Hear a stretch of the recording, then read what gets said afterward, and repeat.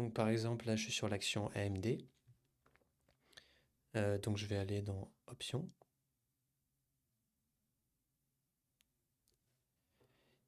Ici, je peux choisir ma date d'expiration.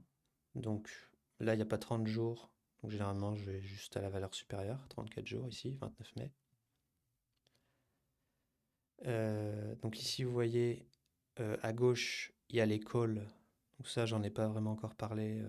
J'en parlerai dans une prochaine vidéo. Au milieu, il y a le strike price. Et à droite, il y a les puts. Ici, on voit le prix actuel, c'est 348,84. Donc au niveau des puts, qu'est-ce qu'on a?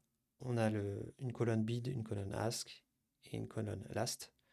Donc qu'est-ce que ça veut dire? C'est que, donc, par exemple, si je prends le strike à 320, bid, ici 15,10, c'est le prix du contrat que les acheteurs de put sont prêts à payer. Le ask, c'est le prix du contrat que les vendeurs de put demandent. Et le last, c'est le dernier contrat qui s'est vendu. C'est le prix auquel le dernier contrat s'est vendu. Et donc ce qu'on appelle le spread, c'est la différence entre le ask et le bid. L'idéal, c'est qu'il soit le plus serré possible. Et si je décale un peu à droite, ici vous voyez, il y a le delta. Donc je vous rappelle, c'est la probabilité d'être exercée. Donc moi j'aime bien raisonner plutôt dans le sens inverse, donc 0,30 par exemple, ça fait 70% de chance que l'option expire au-dessus de ce strike price de 320. Donc moi je prends plutôt voilà, entre voilà, 80%, ça me paraît pas mal. Donc je clique sur la colonne bid par exemple, et ici on retrouve un résumé. Donc je vends un contrat put à 300$ avec expiration au 29 mai 2026. Ici, il me met un résumé de max return 920$. Pourquoi? Parce que c'est la prime qu'on va toucher. Alors généralement, pour l'idéal, quand on a un spread, c'est de viser le prix du milieu, donc vous passez un ordre à 9,43.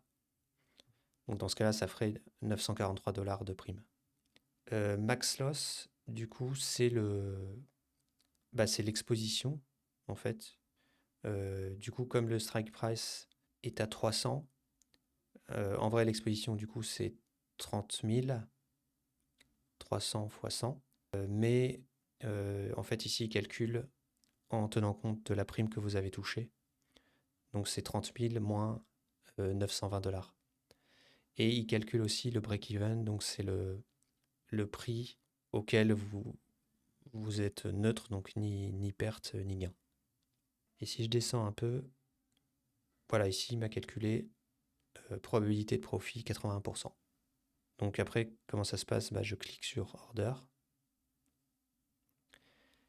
Ici, j'ai donc quantité 1. Donc je rappelle qu'un contrat, c'est 100 actions, il ne faut pas l'oublier.